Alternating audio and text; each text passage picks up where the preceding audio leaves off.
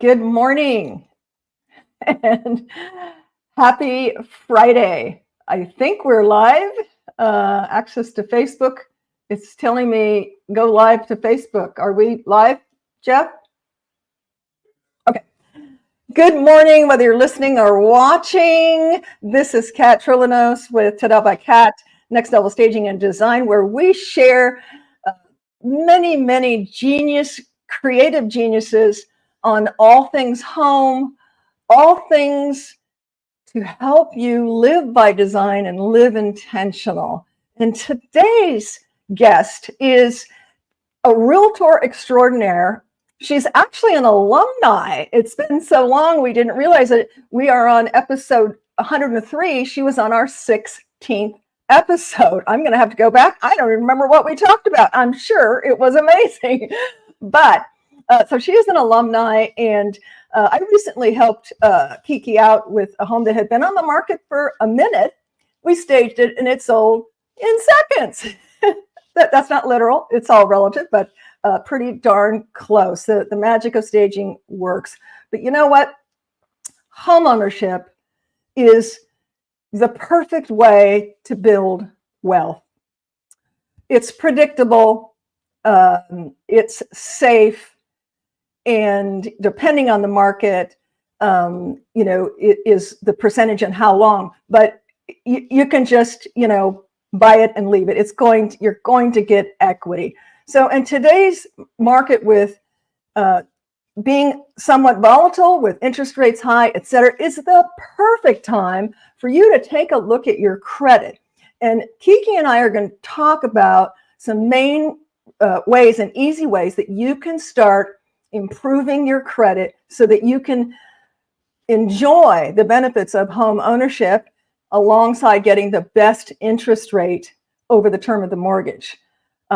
There's no place like home. And without further ado, let me bring in my co-host, Mr. Jeffrey Wong. Hey, good morning, everyone. Hey, Jeffrey Wong. I'm making sure everybody get their posts in their groups and so forth. So that's why I'm looking over here. No problem. You take care of the technical side. I don't want to be bothered with that. But right. I do want you to, chime in and interact as Kiki and I are going through some points. I'm going to introduce Kiki right now. And for those of you who are just on the audio, we'll kind of explain. We have a couple of graphics we're going to bring in, but we'll articulate that as well for your benefit. And please, share this. If you can't watch it now, watch it on the flip side. We're streaming on 7 sites plus podcasts, so you can audio it. You can go to Tada by Kat on YouTube and peruse through our now with Kiki 103 episodes from all kinds of topics. Really, all kinds of topics. So, without further ado, Kiki, welcome. Kiki, Good morning. Good morning. Good morning. Hey, do you remember episode 16? Did we just talk kind of broad about real estate? What was our topic? I know it was real estate for sure, but I don't remember. Now I will have to go to Tada by Kat and listen to it again. Yes. That was, I believe it was during COVID, was it? I think it was, because I remember being on your Womack site doing a Pick Cat's Brain, because we were doing things virtual. So I think it was. I think it was to do with how to navigate through COVID. And Kiki's been a realtor for many years. 19 years. And I started in Florida in 2004. I'm licensed there as a broker. I have my own company in Florida. And when we moved to the Woodlands area in 2011, I just got my license and started real estate here, and that's how I met Kat, because we were part of the same office at that time. Yes, and we stay connected on all the social medias, etc. And Kiki's a very proactive, amazing, marketer, because really selling your home is, it's marketing, staging your home is also strategic marketing. So thank you for that, Kiki, and we will share with folks your contact information so they can reach you if they're in the Florida and or the Houston area. Kiki can help you with your real estate needs on that. But right now, I want to kind of focus on folks that are either on the fence or maybe they've just thrown up their hands thinking, I'll never buy a house. They're too expensive. Their interest rates are too high and my credit sucks. Well, guess what, guys? All three of those things will change. And you want to be set up for success when it does. If you sit around and just, look at the market and go, oh, interest rates are high. They're not coming down. Houses are too high. I can't afford one. Well, guess what? The key thing that you can do is improve your credit. And there's some simple, easy ways. There's things that you can start doing today that will help, improve your credit. So, Kiki, I'm going to give you the floor here. What would you like to share? Some, let's say. Yes, I want to give a little background, right? Yes. Like I said, I started the real estate in Florida in 2004 when everything was nice. Prices were going up. People were moving from all different states to buy a piece in the Florida paradise, right? Prices were going up. Anybody could get a mortgage. You had a breath. You could fog a mirror. There you go. Your mortgage is waiting for you, right? Fine. Oh, absolutely. We used to say when they came in for new home sales, you got a pulse, you can buy a house. There you go. Here is your home. Sign on the dotted line. Yes. Yep. So, but all this started changing in 2008, right? Yep. Market crashed. People had put deposits on houses that never broke ground.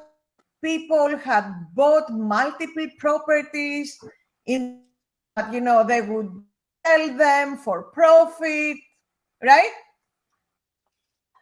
I started doing short sales back in 2008 in Florida when nobody even knew what it was, right? But by doing a short sale, you really affect your credit, not as bad as a foreclosure, but it's still not paying. Absolutely. And for folks who don't know, Kiki, I'd like to interrupt here.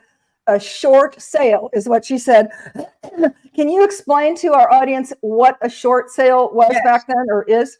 A short sale is an agreement that you make with your bank for them to accept less than what you owe on your mortgage, for them to release the lien from you and you don't have to pay anymore and you move on with your life. But of course, that is reported on your credit, right? Yeah. Yes. So think about it.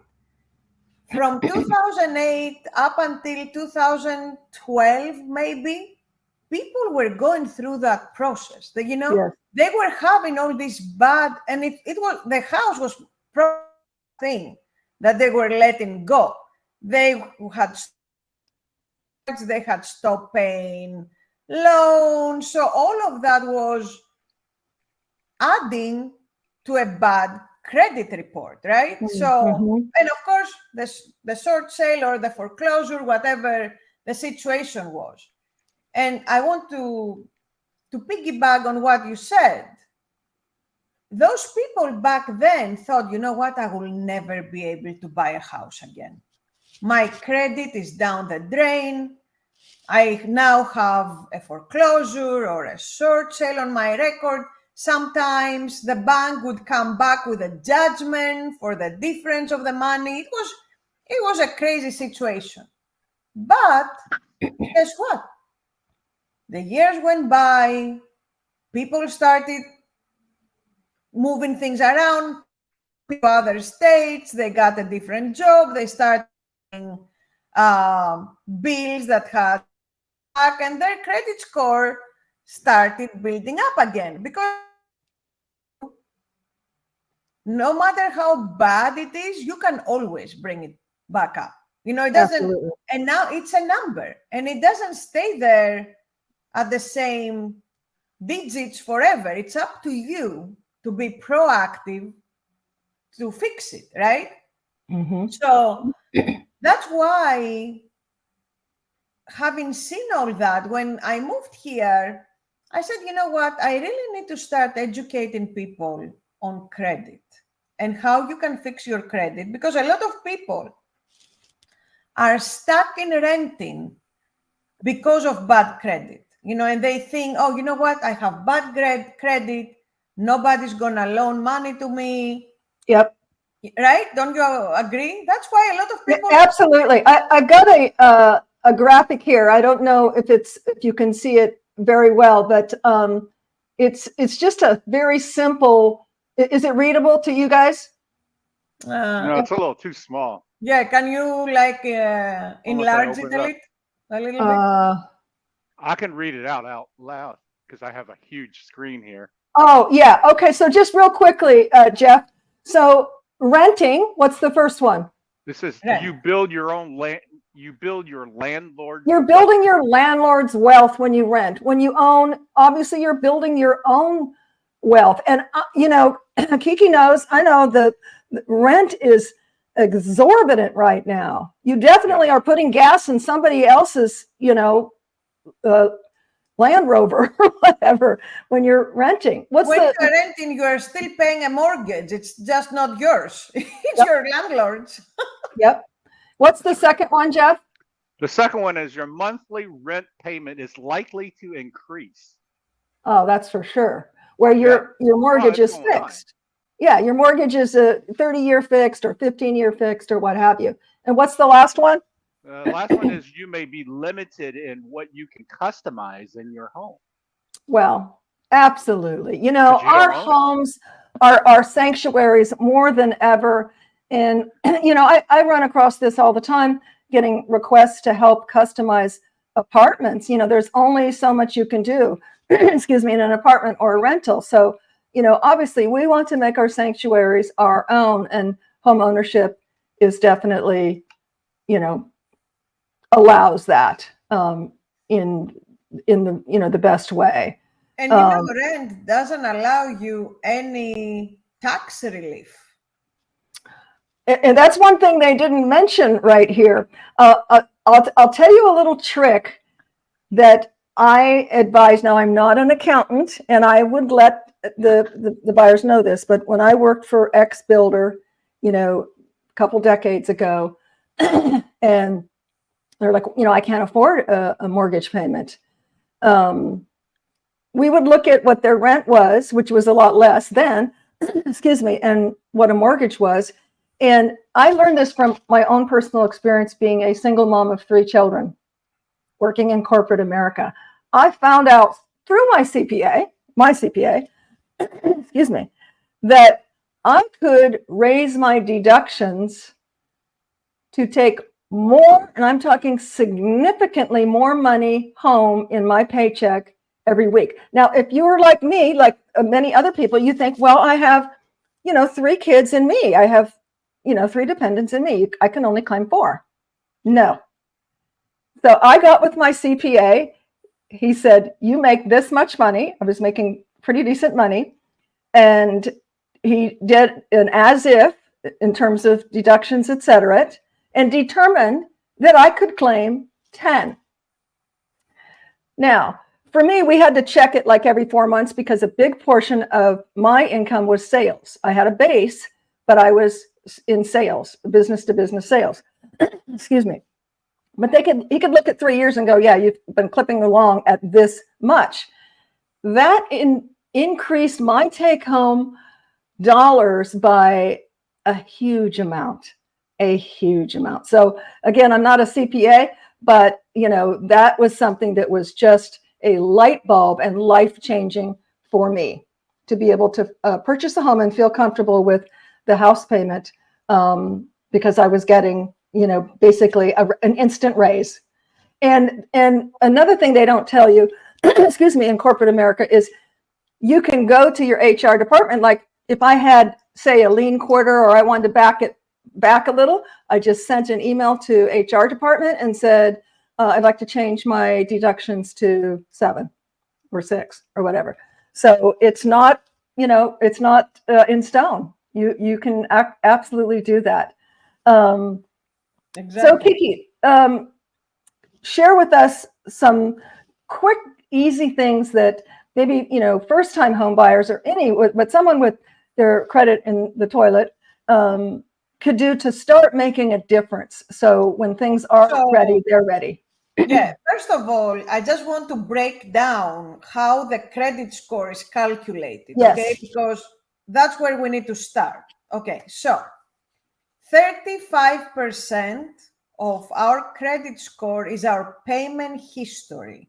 Yes. How long have we had credit in our records, right? So my main tip for this is, if you have a lot of people, let's say you had an old Macy's department card from back, I don't know, like 1980, right?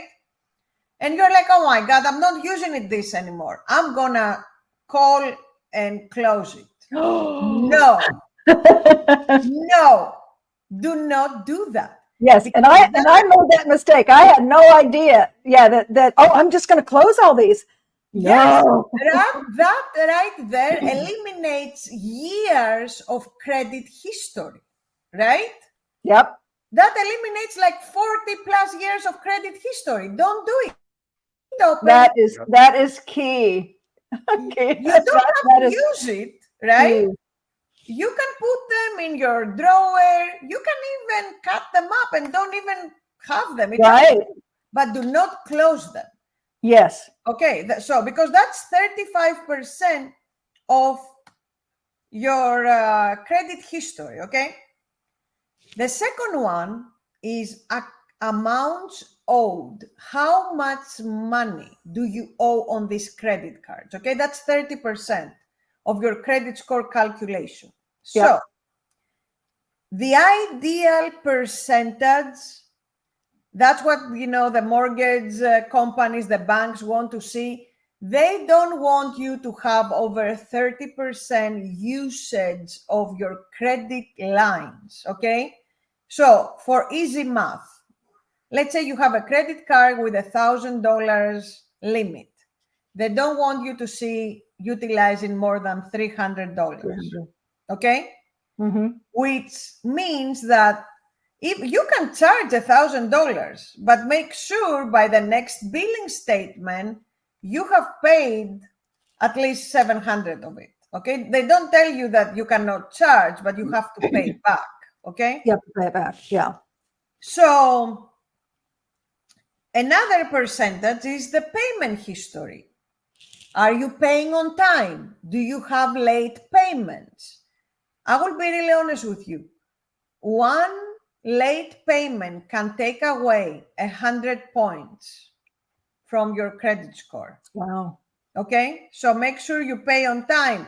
Set an automatic payment, like schedule it, like what I do with my credit cards. The 30 or the 31st of every month, I go in and schedule all my payments for next month. Okay, make it a habit. Don't wait last minute. Oh, I forgot. First of all, you will accrue a late payment fee, right? And second of all, you might even forget to pay altogether. Now, credit mix, that's like 10% of your credit. It's mixed of different accounts. They want to see like a car payment, a credit card, like, of course, if you have a house, a mortgage payment. So all this works together because they want to see you being diversified of how many different sources of credit do you have. New credit, they don't really want to see a lot of new credit because that means that you are looking for money, They don't like that. Of course, we said the missed payments, they don't want to see missed payments. Too many inquiries. They don't want to see people who are actively looking for credit, right? So a lot of people are like, oh, that credit card company sent me an offer. Let me go online and see how much I can get, right? Right. You go online, you apply, then you get another offer. Oh, let me see how much I can get. First of all, it all affects your credit score because you are asking for credit and they hit your credit. And second of all, it's a red flag. Why are you looking for credit? And here's a tip. Let's say you're on the market to buy a new car, okay? Don't go to Toyota this weekend. Oh, let's see how much I can get. Boom, they run your credit. Oh, I want to go to Nissan next weekend. No. Pick the dealerships that you want to go and be strategic. You go and you run it at the same, like you go and you run the credit at a couple of them, but at the same kind of weekend, because then it gives them, it doesn't affect your credit like it would if you went this weekend, the next weekend, after a month. If you go and do it within a weekend, they know, okay, they're looking to buy a car. Okay, so it doesn't affect you as much as it would if you were going like you are a looker for 6 months. Okay. Same with the mortgage. Like if you are looking to get a home and you want to apply for a mortgage, you should do it at the same time, because again, they know, okay, they're looking to buy a house, they're shopping for the best rate. Okay. So let's say I'm renting. How can I get that mortgage payment option on my credit to show, you know what? Oh, I have another stream like of credit. I'm paying my rent on time, right? Because how many people do we know that they're the perfect tenants? They pay on the first of the month, but nobody knows. If you run their credit report, the rental history is nowhere to be found, right?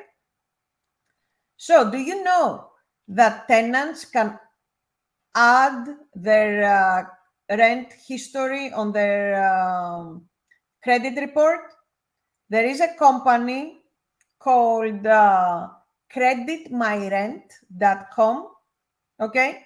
Creditmyrent.com. Okay. Yeah, creditmyrent.com. Can you put that in the chat, Beth? Yeah, if you are renting from an apartment complex, all you have to do is go to the leasing office and ask them.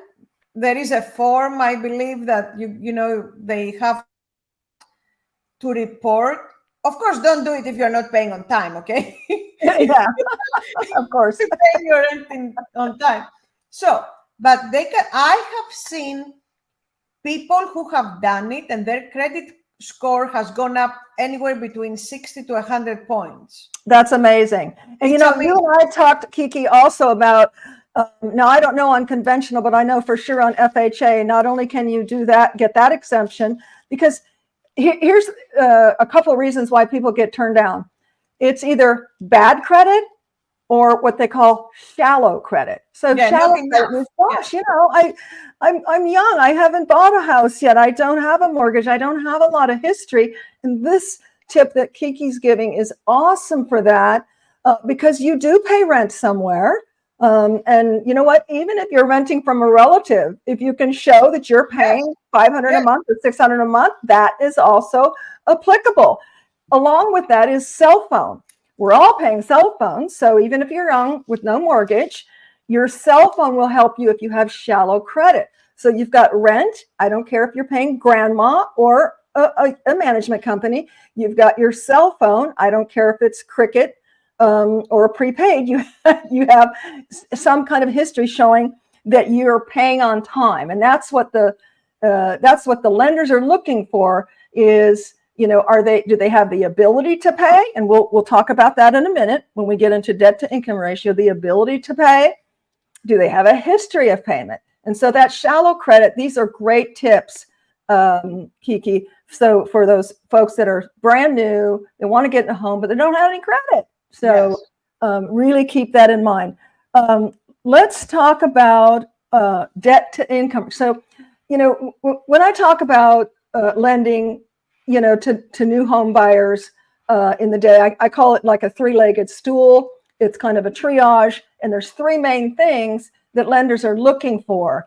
One is the ability to pay, so that's the JOB, and I'm going to let Kiki talk about that, like how long and what type of job and so forth.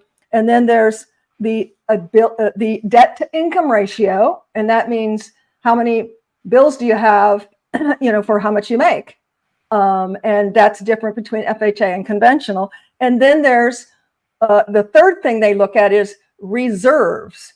Have you saved any money? Well, maybe you don't have tangible saved money, but maybe you've got 20,000 in a 401k, or you've got some sort of a trust, and Kiki can elaborate on that, but reserves. So they want to know, do you have ability to pay? What kind of reserves do you have, and have you paid on time? That's kind of what I call the three-legged stool. So do you want to break that down a little bit for our listeners on FHA to conventional? And we can start with either one. Let's talk debt to income ratio, because I think that's different for FHA to conventional, right, Kiki? Yeah, FHA is a little bit more linear. Like they will allow you to have a little bit more debt to income, right? Okay. And conventional, of course, is different, but the FHA, the qualifying ratio is about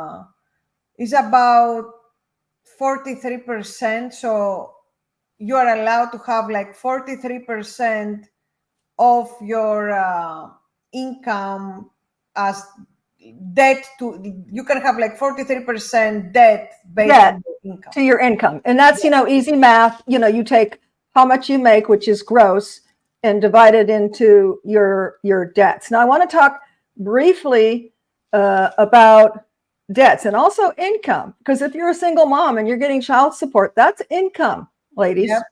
That is income. Okay. But I want to talk about something that I learned, and this is something there is a little catch on the child support. If the child is 17 years old, next year, so you have to have more than 2 years. More than 2 years. Thank you for pointing that out. Okay, so if your kids are about to turn 18, obviously you're not going to get child support in 2 years, and you're doing a 30-year or a 15-year fix. Exactly. So more than 2 years, Kiki? Yes. More than 2 years. That's pretty lenient. I mean, I'm surprised. That's pretty lenient. And then let's talk about a car. This is something that I learned. So let's say, what else can I do? I have a car payment. They're not going to count the car payment. I don't know what car payments are these days. Let's say 500. I think that's what ours is.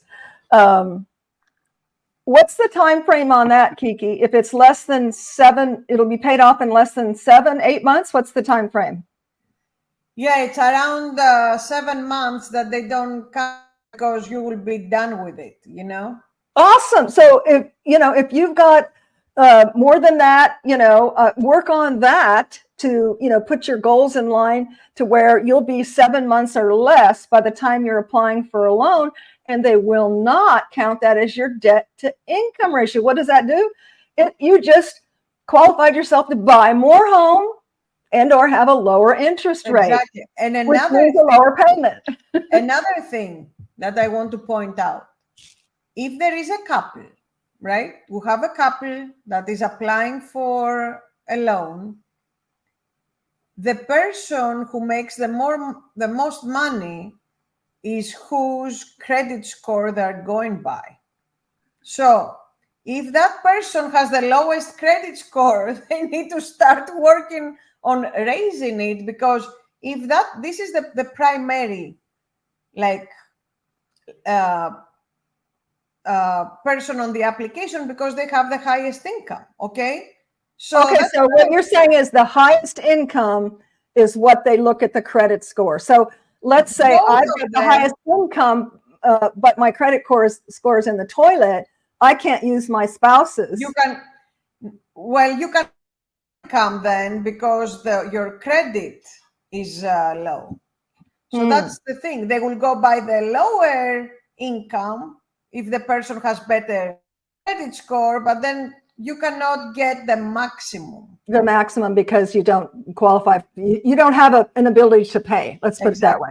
Exactly. Let me ask you, Kiki, are they still doing, years ago when I worked for Builder X, we did a couple, what we call non-occupying buyers. So what that looks like is, young couple comes in, they don't have credit, neither one of them, or money. It's the co-borrower, right? You are talking about a co-borrower. So you will use someone with better credit to help you get, in that. Oh, okay. Okay, and that's okay that they don't live in the house. That's okay, they don't. I'm sorry, I didn't hear you. That is big with FHA. FHA does that a lot because it's usually the people who are trying to get started buying a house and they need a co-signer. And of course, non-occupant, they don't live in the house, but they just. That's what I wanted to make sure that they still have that stipulation that they're not living in the house. Yeah, but here's the catch. Yes. The person who guarantees or is the co-borrower has to make sure that the other person is going to pay that mortgage because then their credit is on the line. Oh, absolutely. That's why it's usually families, that do that. Yes. But the downfall of that. So take me a step further on that, because I helped actually someone on my team a few years ago do that, and they had a co-borrower. So obviously, one, they don't get the credit or the tax advantage, right? Because it stands worth it to saying that the tax advantage is if your house payment is $1,500 a month, you're writing off probably $1,450 in the first 10 or 15 years as interest. Interest, yes. All the interest. Okay, so that reduces your taxable income by an exponential amount. So obviously, let's say the kids, we'll call them kids, they're not getting that tax advantage. What would be the next step? Like, do they have to wait till they have so much equity, or can, let's say, the parent just give the title to them?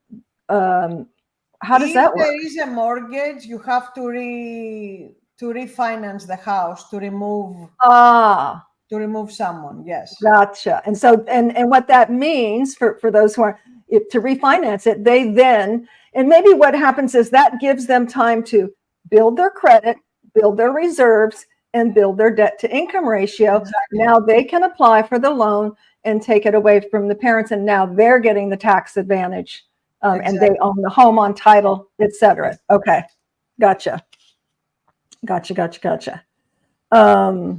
So we covered debt to income.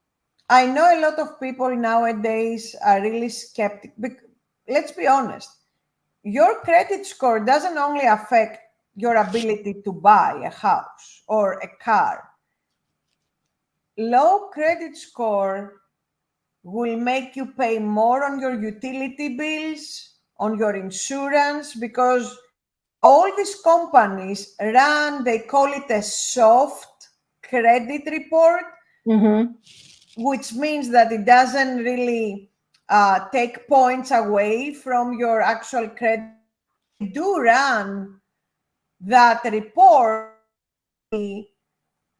where your credit is, because that gives them an idea of how you pay your bills. Yeah. So that's why we cannot sit here and be like, hey, Jeff, how much are you paying for your car insurance? How many cars? Oh, Jeff is like, oh, I pay $200 a month. Kat is like, I pay $500. But we have the same cars, right? Or I pay $1,000. Most likely, other than how many car accidents, we have, is our credit. That's why I laugh every time you are in a Facebook group and people are like, how much do you pay for car insurance? It doesn't matter how much I pay. We're not the same. Yeah, there's so many variables, it's like we have our home and our that makes ours less, et cetera. But that's a good point. Why your credit is so important. It affects everything. It affects, like, if you're gonna put it for your utilities. You know, sometimes you move houses and you apply for at the utility company, and they connect electricity or whatever right away, and then sometimes they're like, oh no, you have to put a $400 deposit. You have to put the deposit the credit. because they run your credit. Yep. So unfortunately or unfortunately, it's just one of those things we live with. You've got to play the credit game. Yeah, you have to play the game. Yes, you have to play the game. I'm gonna share two things, and then I'll let you close, Kiki. We're at about 35 minutes. I personally, when we came from California, we had really bad credit for various tax reasons over there, etc. I really didn't know what to do. You know, I didn't really have funds to hire a credit repair. And so I did research, and something you can do, just like I did. I brought our score from, I'm embarrassed to say, like 479 to over 700. Okay. Yeah. And I did that. It takes a little time, but it's just diligence and perseverance. I got the credit reporting agencies, all three of them, TransUnion, Experian, and Equifax.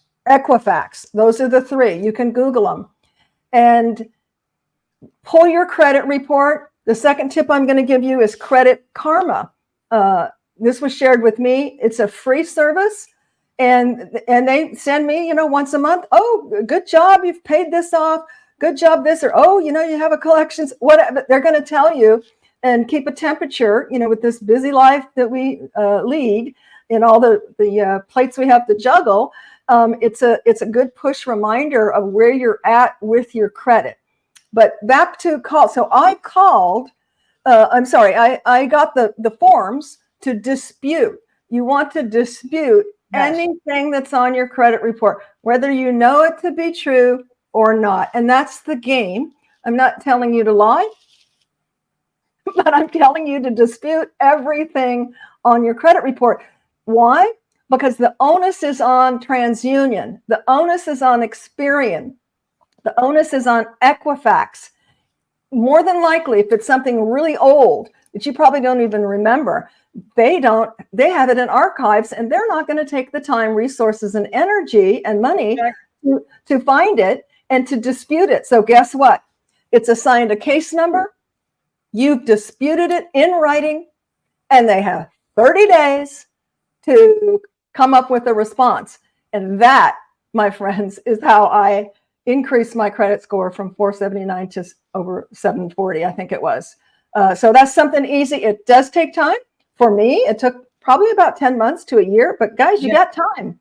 Market's not, super great, except for those that have to move, that are being transferred or downsizing, upsizing, et cetera. There'll always be people that need to move right away. But particularly for you first-time home buyers who think you could never buy, you can buy. And I hope that you take some tips that Kiki has shared, that we have shared today. Jeff, is there any comments or anything you want to add to this episode?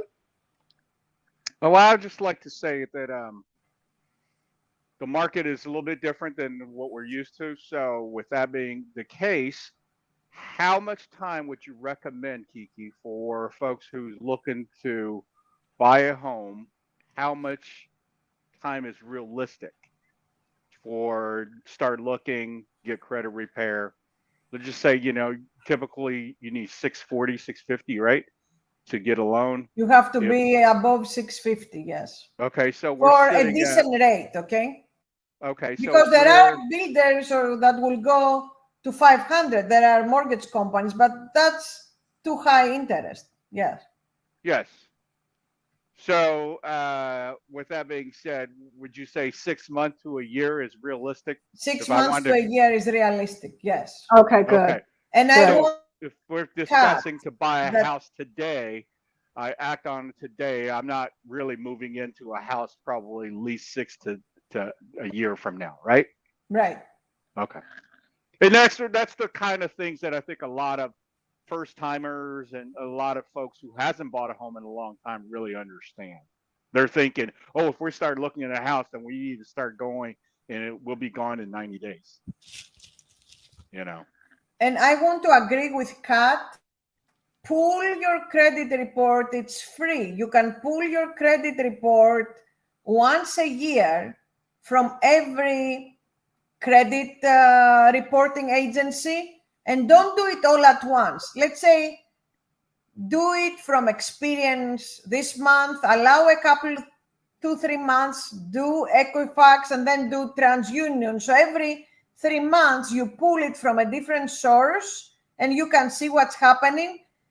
Anything that is too old or you don't know what it is, go ahead and dispute it. It has to be in writing, okay? And be aware of people who claim to do credit repair that ask for upfront fees, huge amounts of money that you have to pay.